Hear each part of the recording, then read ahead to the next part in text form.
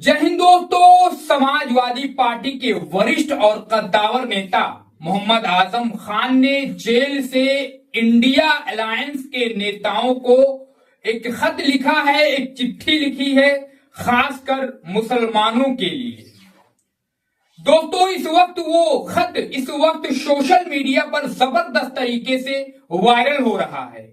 उस खत के बारे में कई तरीके से बातें की जा रही हैं। कोई कह रहा है ये सही है, कोई कह रहा है ये गलत है। सच्चाई क्या है इस खत की दोस्तों?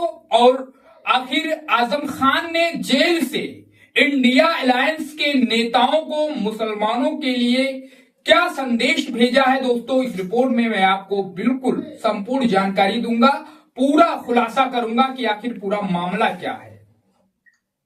दोस्तों समाजवादी पार्टी के वरिष्ठ नेता मोहम्मद आजम खान ने इंडिया गठबंधन पर मुसलमानों की अनदेखी करने का आरोप लगाया है और ये सच भी है दोस्तों। उनकी तरफ से जारी किए गए संदेश में कहा गया है कि इंडिया ब्लॉक को अपनी स्थिति स्पष्ट करनी होगी, अन्यथा मुसलमानों को हालात और भविष्य पर विचार करने के लिए मजबूर होना पड़ेगा। आजम खान फिलहाल सीतापुर जेल में बंद हैं, लेकिन रामपुर से समाजवादी पार्टी के जिला अध्यक्ष अजय सागर ने उनका संदेश जारी किया है।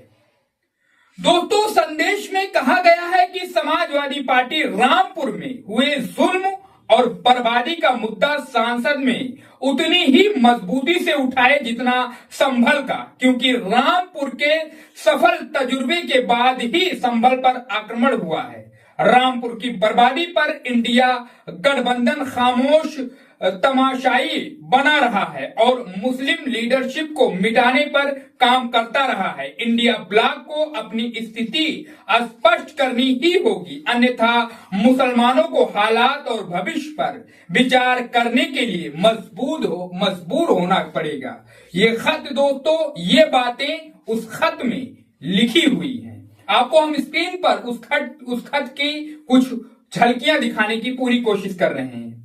दोस्तों ऐसे में इंडिया ब्लॉक मुसलमानों पर होने वाले हमलों और उनकी मौजूदा स्थिति पर, अपनी नीति पर खुलकर स्थिति स्पष्ट करे। यदि मुसलमानों के वोट का कोई अर्थ नहीं है और उनके वोट का अधिकार उनकी नस्ल कुशी करा रहा है, तो उन्हें विचार करने पर मजबूर होना पड़ेगा। दोस्तों संदेश में यह भी कहा गया है कि बेसहारा, अलग थलग और अकेला खाक व खून में नहाया हुआ अधिकार, इबादत गाहों को विवादित बनाकर समाप्त करना इत्यादि केवल साजिश करने वालों, षड्यंत्र रचने वालों व दिखावे के हमदर्दी के लिए देश की दूसरी आबादी को बर्बाद एवं नेस्तो नाबूद नहीं किया जा सकता। दोस्तों आपको बता दें कि पिछले साल फेक बर्थ सर्टिफिकेट के केस में सपा नेता आजम खान, उनकी पत्नी तंजीन फातिमा और बेटे अब्दुल्ला आजम को दोषी करार देते हुए 7 साल की जेल की सजा सुनाई गई थी। फेक बर्थ सर्टिफिकेट का ये केस साल 2017 की यूपी विधानसभा चुनाव से जुड़ा हुआ है। तब अब्दुल्ला आजम ने रामपुर की स्वार विधानसभा सीट से समाजवादी पार्टी के टिकट पर चुनाव लड़ा था और इस चुनाव में उनकी जीत भी हुई थी। चुनावी नतीजों के बाद उनके खिलाफ हाईकोर्ट में केस दाखिल किया गया था। उन पर आरोप लगाया गया था कि अब्दुल्ला आजम ने चुनाव फॉर्म में जो उम्र बताई है, असल में उनकी उम्र उतनी नहीं है। आरोप था कि अब्दुल्ला विधायक का चुनाव लड़ने की उम्र का पैमाना पूरा नहीं करते हैं। शैक्षणिक प्रमाण पत्र में अब्दुल्ला का डेट ऑफ बर्थ 1 जनवरी 1993 है, जबकि जन्म प्रमाण पत्र में 30 दिसंबर 1990 है। दोस्तों ये मामला हाईकोर्ट पहुंचा। उसके बाद इस मामले पर सुनवाई शुरू हुई थी। अब्दुल्ला आजम की तरफ से पेश किए गए जन्म प्रमाण पत्र को फर्जी पाया गया था। उसके बाद स्वार सीट से उनका चुनाव रद्द कर दिया गया था। अब्दुल्ला आजम पर पहले जन्म प्रमाण पत्र के आधार पर पासपोर्ट हासिल करने और विदेशी दौरे करने के साथ ही सरकारी उद्देश्य के लिए दूसरे प्रमाण पत्र का इस्तेमाल करने का भी आरोप लगा था। इसके अलावा उन पर जौहर विश्वविद्यालय के लिए भी इसका उपयोग करने का आरोप लगा था।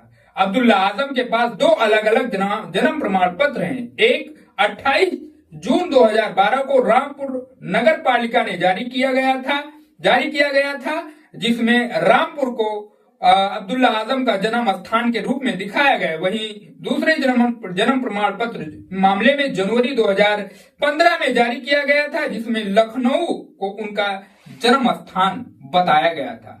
ये तो हुआ दोस्तों उनका मामला, लेकिन जिस तरीके से उस खत में आजम खान ने इंडिया गठबंधन के नेताओं को ताकीद की है, हिदायत की है कि आप खुलकर संसद में मुसलमानों के मुद्दों को मजबूती के साथ उठाएं, खासकर उन्होंने समाजवादी पार्टी के सांसदों से ये अपील की है।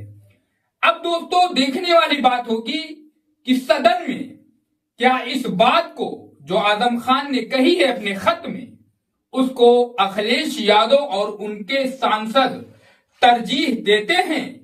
क्या इस बात को वास्तव में वहां पर लागू किया जाता है? अब ये तो देखने वाली बात होगी दोस्तों। वैसे इस पूरे खबर पर, आजम खान के खत पर आपकी क्या राय है? आप भी अपनी राय हमें जरूर कमेंट बॉक्स में बताइए।